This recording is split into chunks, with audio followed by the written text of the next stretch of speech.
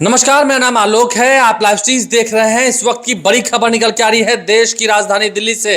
देखिए, दिल्ली से बड़ी खबर निकल के आ रही है। नरेंद्र मोदी का कार्यकाल अगले साल संपन्न होगा। ये दूसरा कार्यकाल, फिलहाल 4 साल पूरे हुए हैं, 9 साल बेमिसाल बीजेपी बता रही है। लेकिन अभी भी जब 1 साल बाकी है तो नरेंद्र मोदी के कैबिनेट का विस्तार होने वाला है, यानी कि मंत्रिमंडल का विस्तार होने वाला है। कैबिनेट में रिशफलिंग होगा और कई सारे बदलाव देखने को मिलेंगे। जर्नलिस्ट गैशवा हमारे साथ है, जो दिल्ली से खबर निकल के आए। कंफर्म सूत्र बता रहे हैं कि जल्द ही, बहुत जल्द, इस महीने में ही कह सके तो कैबिनेट विस्तार होने वाला है। देखिए, कार्यकाल तो अब 1 साल से भी कम बच गया है और यह सच है कि मंत्रिमंडल का विस्तार होने जा रहा है। लेकिन हम इसे जो अभी बताने जा रहे हैं वो बिहार के परिप्रेक्ष्य में बताने जा रहे हैं। राष्ट्रीय परिदृश्य में हम चर्चा नहीं कर रहे हैं कि कौन हटाए जाएंगे, कौन बनाए जाएंगे। बिहार में भी कई सारे केंद्र में मंत्री हैं। जी है ना, बिल्कुल हैं। तो देखिए, चर्चाएं बहुत हैं और सबसे ज्यादा उम्मीद की लौ जहां जली हुई है वो लौ है चिराग पासवान की।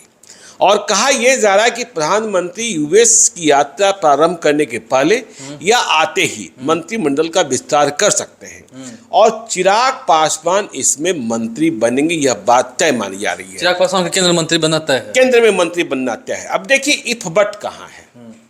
तय तो है लेकिन इफ बट भी है। और इफ बट किस रूप में है कि देखिए, अभी एनडीए में आधिकारिक तौर पर चिराग पासवान के चाचा की पार्टी है, रालोजपा, ठीक है ना। तो वो पार्टी तो है, चिराग पासवान को मंत्री बनना है और अगले साल 2024 का चुनाव भी है, लोकसभा का। तो मंत्री बनने के पहले चिराग पासवान बीजेपी के साथ अपनी पार्टी के लिए सीटों को लॉक करना चाहेंगे कि उन्हें कितनी सीटें मिल रही है। देखिए, मंत्री तो अब 11 महीने के लिए बनना है, फिर 2024 में जीतेंगे, तब आगे की बात होगी। तो सीटें कौन सी मिलेगी, यह ज्यादा महत्वपूर्ण बात हो जाएगी। मंत्री बन गए और फिर इधर उधर किए तो फिर एक संदेशा खराब जाएगा। जैसे उपेंद्र कुशवाहा के साथ सीटें लॉक हो गई हैं कि काराकाट उपेंद्र कुशवाहा लड़ेंगे। अब देखिए, सीतामढ़ी की बात होती है, वाल्मीकि नगर की बात होती है और कई सीटें हैं जिनको लेकर चर्चाएं होती है, क्योंकि कहा जा रहा है कि उपेंद्र कुशवाहा को 3 सीटें मिलेगी। देखिए, एक बहुत हसरत के साथ नौकरी छोड़ कर आए हैं बैद्यनाथ मेहता सुपौल में, तो उनके चुनाव लड़ने की भी बहुत चर्चाएं हैं सुपौल से। लेकिन अभी हमें एक जानकार बता रहे थे दिल्ली के पावर कॉरिडोर में कि तय मानिए कि उन्हें टिकट नहीं मिलेगा। ठीक है ना, ठीक है। तो खैर छोड़िए, तो चिराग पासवान चाहेंगे सीटें लॉक करें और जब सीटें लॉक करने की बात होगी तो 2019 में 6 सीटें मिली थी इनको, वैशाली, हाजीपुर, जमुई, नवादा, खगड़िया और समस्तीपुर, ठीक है ना। तो देखिए, 2024 में इनमें से कई सीटें बदल सकते हैं चिराग पासवान बीजेपी की जरूरतों को देखकर, लेकिन 6 सीटों से कम पर समझौता नहीं करेंगे, यह बात अभी लग रही है। तो मंत्री बनना और मंत्री बनने के पहले सीटों को लॉक करना, यह उनकी प्राथमिकता होगी। क्योंकि पहले ही अमित शाह ने देखा जेट श्रेणी की सुरक्षा दे दी थी। नहीं, वो तो अपग्रेड किया गया, बाई कैटेगरी से जेट कैटेगरी की सुरक्षा में उन्हें लाया गया। तो देखिए, सीटों के बदलने की बात। अब देखिए, चाचा पशुपति पारस के खिलाफ वो स्वयं चुनाव लड़ने जा रहे हैं हाजीपुर में, तो उन्हें अपने चाचा का विकेट डाउन करना है। अब वाल्मीकि नगर सीट की बात आ रही है कि राजू तिवारी को वहां लड़ाया जा सकता है।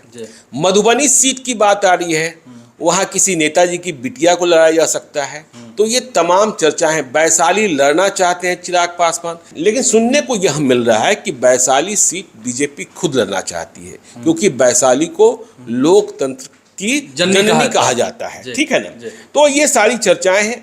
अब देखिए, पावर कॉरिडोर्स में इस बात को लेकर एक जबरदस्त मंथन चल रहा है कि चिराग पासवान यदि मंत्री बन गए तो क्या चाचा पशुपति पारस भी बने रहेंगे? यह बात किसी को पच नहीं रही है कि पशुपति पारस भी बने रहेंगे। और यदि पशुपति पारस मंत्रिमंडल से बाहर हुए तो फिर उनकी पार्टी का क्या होगा? नाश हो जाएगा। उनके 2 सांसद पहले ही जाकर चिराग पासवान तो घर ही में है, चाचा भतीजा, ठीक है। नहीं, 2 जो दूसरे हैं 3 में 2 जाकर चिराग पासवान से मिल चुके हैं। और हाजीपुर में जो उनकी रिपोर्ट कार्ड है या जो फॉलोइंग है वो बहुत अच्छी, फेवरेबल नहीं है। तो इस बात को समझिए। अब देखिए, जब मंत्रिमंडल विस्तार की हम बात कर रहे हैं तो आरके सिंह को लेकर भी कई तरीके की चर्चाएं हैं। लेकिन आर.के. सिंह को लेकर जो चर्चाएं हैं उन पर हमें यकीन नहीं होता है भीतर से, मन से। उनके खिलाफ बहुत सारे लोग हैं, लेकिन एक बात तो सच है कि उन पर करप्शन के कोई चार्जेस नहीं है। हाँ, और काम करने वाले मंत्रियों के रूप में गिना जाता है।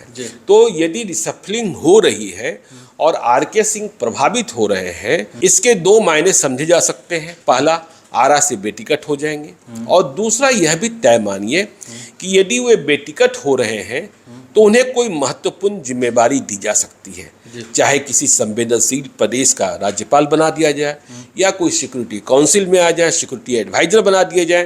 तो ये महत्वपूर्ण जिम्मेदारी आर.के. सिंह को बीजेपी नरेंद्र मोदी ऐसे नहीं छोड़ने जा रहे हैं। लेकिन देखिए, जो मंत्रिमंडल विस्तार की बात है उससे ज्यादा महत्वपूर्ण बात समझिए, बीजेपी के 17 सांसद हैं और उनमें से 9 सांसदों के टिकट कटने की चर्चा है अगले साल जो चुनाव जी 2014 में। 17 में से 9 साफ हो जाएंगे। 17 में से 9 बिहार में। देखिए, बीजेपी जो है ना, बहुत मोर्चों पर बहुत तरीके से काम करती है, और बीजेपी ने अभी बिहार में 2 राउंड का सर्वे कराया है, जिसे एमपीज का इंटरनल ऑडिट रिपोर्ट कहा जा रहा है कि क्षेत्र में आपके बारे में लोगों का ओपिनियन क्या है। क्या सिर्फ आप मोदी के नाम से जिंदा हैं या इन 4 वर्षों में जिंदा रहे हैं? 2019 में मोदी का नाम तो आपको जिता दिया था, लेकिन इसके बाद आपने किया क्या? तो 17 में 9, इनमें से कई सांसद ऐसे हैं जिनकी उम्र को लेकर, देखिए, उम्र, चुनाव लड़ने की उम्र पर एक बंदिश लगाने की बात चल रही है बीजेपी में, जिसके कारण कई सांसदों के बारे में खबर है कि वे बेटिकट किए जा सकते हैं। जैसे आप मोतिहारी में देखिए, राधा मोहन सिंह की चर्चा है। आप बेगूसराय में देखिए, गिरिराज सिंह की चर्चा है। वहाँ तो बिल्कुल राकेश सिन्हा ताल ठोके बैठे रहते हैं। शिवहर से रमा देवी की चर्चा है। बक्सर से अश्विनी चौबे की चर्चा है। आरा से आर.के. सिंह की बात हम कर ही चुके। पटना साहिब से रविशंकर प्रसाद की चर्चा है। तो ये सारे नाम हैं। तो इन नामों के साथ देखिए, जो हमने कहा कि इंटरनल ऑडिट रिपोर्ट जो कंपनियां कर रही हैं बहुत प्रोफेशनल तरीके से, क्षेत्रों में जाकर, लोकसभा क्षेत्रों में जाकर, और बहुत गुपचुप तरीके से, सासाराम से छेदी पासवान की रिपोर्ट सही नहीं आ रही है। ठीक है ना? ठीक इसी प्रकार से दरभंगा से गोपाल जी ठाकुर, उनकी भी रिपोर्ट ठीक नहीं है। उनकी रिपोर्ट और मधुबनी के सांसद अशोक यादव की रिपोर्ट भी रेड सिग्नल जला रही है, ग्रीन सिग्नल नहीं जला रही है। खतरे की घंटी है। खतरे की घंटी है। तो फैसला तो नेतृत्व को करना है। नहीं, नेतृत्व तो बड़े बड़े फैसले लेने में माहिर हैं। नहीं, नेतृत्व को पता है कि चुनाव के मुद्दे क्या होते हैं, स्थानीय मुद्दा, उम्मीदवार का मुद्दा, राष्ट्रीय मुद्दा, ये सब कितना काम करेगा। ठीक है ना? और जरूरत किसकी कब है। लेकिन आपको लगता है कि 9 लोगों को अगर ऐसा होता है, 9 या उससे कम, 8-7 जितने भी लोग हैं, उनको बीजेपी का बेटिकट करेगी तो बीजेपी के यहाँ पर भी प्रभाव पड़ेगा? नहीं, देखिए, कुछ विक्षुब्ध होंगे और कुछ नाराज होंगे, लेकिन यह भी देखना होगा कि महागठबंधन में बहुत वैकेंसी नहीं है। बीजेपी को पता है कि बीजेपी यह जानती है कि हमने बेटिकट किया तो तुरंत टिकट इन्हें नहीं मिल जाएगा, क्योंकि एंटी इनकम्बेंसी भी है उन क्षेत्रों में। अब देखिए, एबीपी न्यूज़ के एक सीनियर रिपोर्टर हैं मनोज मुकुल, दिल्ली में। वे बिहार की खबर रखते हैं बहुत सारे मुद्दों पर, और कई भविष्यवाणियां सटीक हुई हैं। वो तो कह रहे हैं कि सम्राट चौधरी, जो बिहार भाजपा के अध्यक्ष हैं, बिहार विधानसभा में प्रतिपक्ष के नेता हैं, वे भी लोकसभा चुनाव लड़ने जा रहे हैं, और उजियारपुर से उन्हें उम्मीदवार बनाए जाने की संभावना है, क्योंकि नित्यानंद राय अपना क्षेत्र बदल रहे हैं। वह जा सकते हैं सीतामढ़ी, वह जा सकते हैं वैशाली। ये उन्हें खुद से तय करना है कि उन्हें कहाँ अच्छा लग रहा है और कहाँ संभावनाएं दिख रही हैं। तो सम्राट चौधरी के बारे में चर्चा है। और आपने देखा भी होगा कि जब नित्यानंद राय प्रदेश अध्यक्ष थे, तभी 2019 का लोकसभा चुनाव लड़ा गया था और बिहार में शानदार सफलता मिली थी एनडीए को, बीजेपी, जेडीयू, एलजेपी के अलायंस को। अब देखिए, बक्सर से मनोज तिवारी के लड़ने की खबर आ रही है, मनोज मुकुल के मुताबिक, कि अश्विनी चौबे बेटिकट हो जाएंगे उम्र के कारण। अश्विनी चौबे अपने बेटे को टिकट नहीं दिला पाएंगे। तो मनोज तिवारी, जो अभी दिल्ली से सांसद हैं, वे चुनाव लड़ने को बक्सर आ सकते हैं। आपने पिछले दिनों मनोज तिवारी को देखा होगा बागेश्वर सरकार के साथ, उनके साथ ही हवाई जहाज में उड़कर आए थे, गाड़ी से ले गए थे, और गाड़ी से ले गए थे। खबर ये भी आ रही है कि मनोज तिवारी बक्सर में हनुमंत कथा कराना चाहते हैं बागेश्वर सरकार का। जी।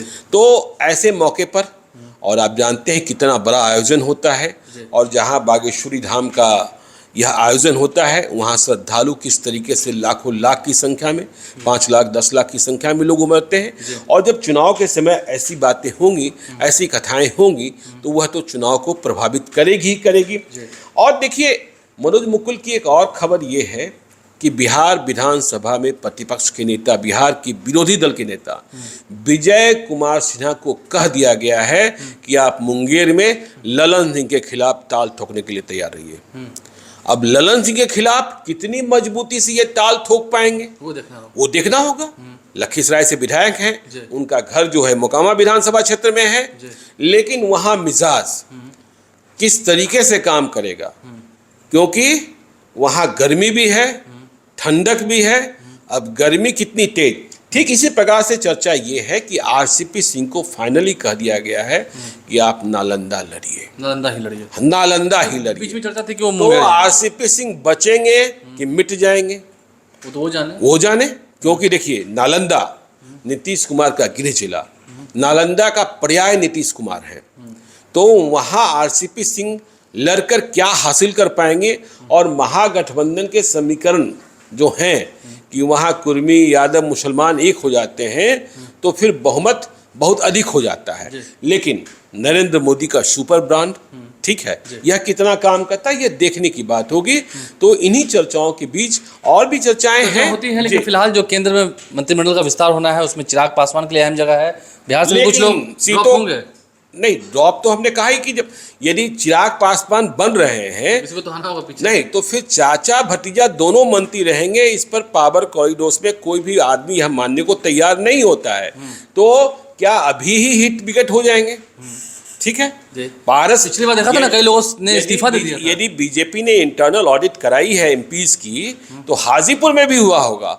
और हाजीपुर में आपने देखा होगा, हम लोगों ने भी पब्लिक ओपिनियन कराया है, क्या रिपोर्ट आ रहा है। ठीक है, नहीं, वो वीडियो देख सकते हैं। हाँ, वो देख सकते हैं, वीडियो देख सकते हैं जाकर। आप लाइव सर बन रहे हैं, जो कुछ भी होगा कुछ बड़ा होने वाला है इसी महीने में। हालांकि विपक्षी नेताओं का महाजुटान भी राजधानी पटना में देखने को मिलेगा 23 जून को, वो भी खबर आपको दिखाएंगे। और जो कुछ भी होगा उन तमाम खबरों से आपको अपडेट रखेंगे। लेकिन जो चर्चा जोरों पर है दिल्ली के पावर कॉरिडोर्स में, और मंत्रिमंडल विस्तार तो होना ही होना है, इसमें कहाँ कुछ शक है। हमारे चैनल को सब्सक्राइब कर लें, साथ साथ फेसबुक पेज भी लाइक करें। धन्यवाद।